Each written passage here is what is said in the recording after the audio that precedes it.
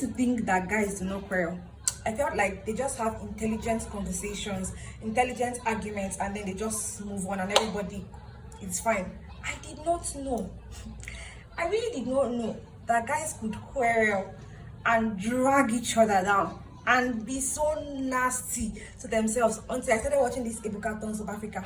See, if you have not watched it, if you have not watched this Ebuka Tons of Africa, you are missing. Let me just tell you, you are missing. But see, don't worry, that's why I'm here. I'm going to fill you in on all the gist. I'm going to fill you in on every drama, everything that happened in the season 1 of Ebuka Tons of Africa. Hi there, welcome to my channel. If you're a returning subscriber, thank you. If you're a new subscriber, welcome to my channel. So yes, like I said earlier, I'm going to be talking about Ebuka Tons of Africa. So this whole reality show is actually a reality show. It's premiered 1st of March. That was when the first episode came out, and yes, it was good. Of course. So it started with Ebuka introducing himself, telling us about how he has been working so hard, and he felt like this was a time for him to take out time to rest, take out time to just tour and explore Africa, because he realized that yes, Africa is so beautiful and he has not really explored this part of the world. And he decided that yes, he's going to be taking some of his friends with him, 5 of his friends. So it's for the evil, Jimmy, Alistair. I'm the best. Period. Just deal, bro. The guys he went on this trip with. So yes, they all conveyed at the airport before they left, and everybody was they were just talking. And somehow along the line, Jimmy brought the fact that Timini didn't come for his wedding, and seriously, that was where the drama started, because the whole atmosphere just changed. And somehow, you know, guys, now they were able to just move past that. They went to the plane. You will not even believe that these people did not know where Ebuka was taking them. Like, they trusted him that much. Anyway, they arrived Rwanda and they went to Kigali. So Kigali is Rwanda's state capital. They got to Kigali, and the house that Ebuka got for them is so beautiful. The house was so beautiful. And then they decided to sit at the lounge. Ebuka was talking to them, expressing how grateful he was that they were able to make out time from their busy schedules to come on this trip with him. So he decided to give them gifts. He brought gifts for them, and each gift he brought was peculiar to everybody. For example, he gave Alistair he gave Alistair a pack of apple juice, because Alistair really likes apple juice.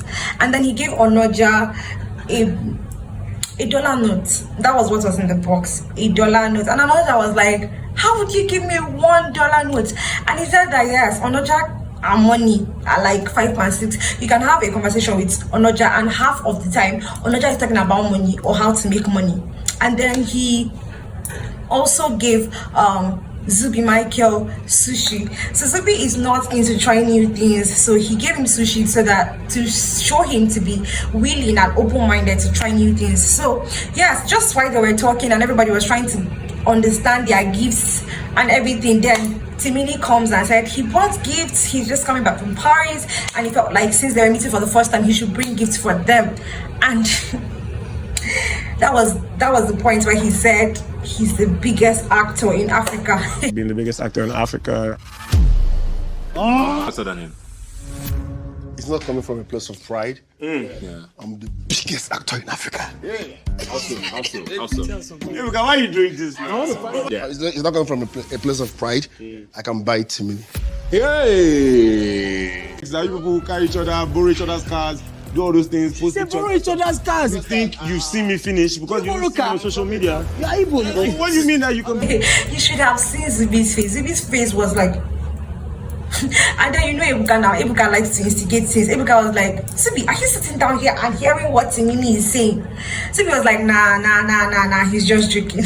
So the whole thing became tense. Me, I don't know who is bigger or who is, but see, I don't know. They are both good actors, but I don't really think that was the time for them to be having that argument. See, I'm big. You are big. Now for your pocket, now for my pocket. Like, it's not something that was supposed to cause so much controversy, but then at that time it did. You can see the video.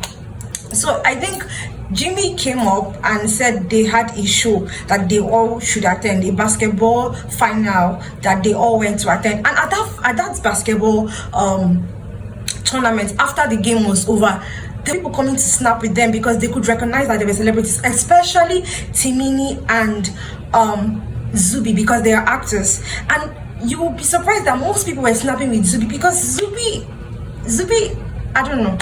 I didn't know that Zubby was that big, actually. I didn't know. I'm not really into Nollywood movies, but yes, he had covered Africa to some extent, so he's known.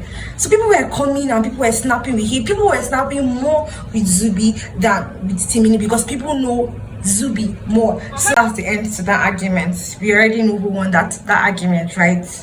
It's the next day at dinner, and Onoja asks Alisa, how would you feel if I didn't make it to your wedding? And Alisa is like, I'm going to feel bad.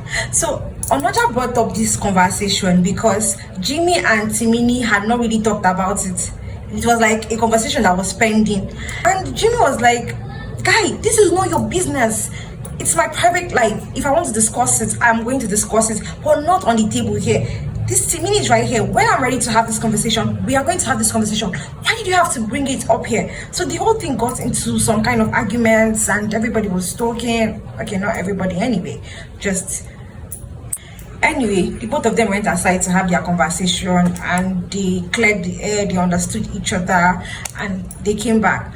But see, personally, I really don't know what was Onoja's business. It's not you that didn't come for the wedding. Allow them to sort their thing when they want to sort it out. I didn't think he had the right to bring it up there like that. It was totally unnecessary, personally. Like, if you ask me, it was totally unnecessary for Onoja to bring someone else's topic on the table. Although, if you are going to be honest, Jimmy was the one that brought it up first. He said it at the airport before they left. He said, yeah, you missed my wedding. He was actually talking to Timini, but he said it in public where everybody was there. So he kind of actually did bring his business out, but I didn't think it was in Onoja's place to come and table the matter and be like, nobody's asking you to be the mediator here. So that was somehow for me. So yes, the next day they went for golf. They went to play golf, and while they went for golf, Onoja was like, let's pray. Jimmy didn't really find this comfortable because it's like, guy, breakfast, you didn't pray. We had dinner, we don't pray. Like, when we're trying to eat, you don't pray. When we came in, you didn't pray. And now we're trying to play a game and all of a sudden you're like, let's pray. Anyway, they prayed. Yes. Just when they were starting the game, Jimmy was like, see, Onoja, this thing you did yesterday, I don't really like it because I don't like my business being tabled out like that. It's my business and I will take care of it when I want to take care of it. And somehow the whole thing got into another heated argument. It was so unnecessary because they were not just understanding each other. But personally, me, I feel like guys should always understand themselves. I don't know how they do it, but I just felt like guys always understand themselves. I just felt like this was not something that was supposed to be so serious. But Onoja did not say anything. Jimmy was trying to explain himself, but Onoja was still not saying anything. Then Zubby from nowhere, Zubby now came and said, but if you don't want your matter to be tabled, don't bring your matter out. Keep your matter in private. He said, but he didn't bring it out. He said, but you brought it to the table. We're all eating. And then he brought the matter up. Jimmy kept trying to explain that he was not the one that brought the matter up. And Onoja was just there laughing. Timini couldn't even say anything because he felt like, guys, why are we still dwelling on this issue? We have way past this. Why are we still talking about it? So he just stood down, was wondering what was going on. And Onoja was just laughing. Now the argument had moved from Jimmy and Onoja to Jimmy and Zubby. Because Zubby was like, bring your problems or your stuffs to the public. If you don't want people to talk about it, keep it to yourself. And he said, I didn't bring it up. I kept it to myself. I didn't bring it up. The whole thing, he was insisting. He kept insisting that it was Jimmy that brought the matter up on the table, like at dinner the other day. And he kept saying that he was not the one. Like it was Onoja. Onoja said something now. Onoja was just laughing. Onoja could not say anything. So the whole thing became some kind of argument.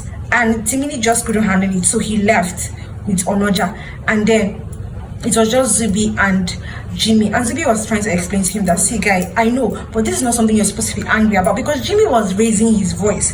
This is not something you're supposed to be angry about. It's nothing so serious. Just calm down, just let it go. He said he's calm, but the thing is that they are not understanding it from his perspective. And seriously, I feel like I can understand with Jimmy. I know that feeling when you're trying to explain something to somebody and you're just totally misunderstood. And Onoja was there. He could have just cleared the whole misconception and said, no, I'm the one that brought the matter up. But he didn't say anything. He was just quiet. So the whole thing was somehow, why would you be quiet? You're not supposed to be quiet. People are arguing about something. You're there. You can clarify things. But he just absolutely said nothing. It was just somehow. So after then, it was just totally somehow. So the thing is that Ebuka and Alista were not there at the time.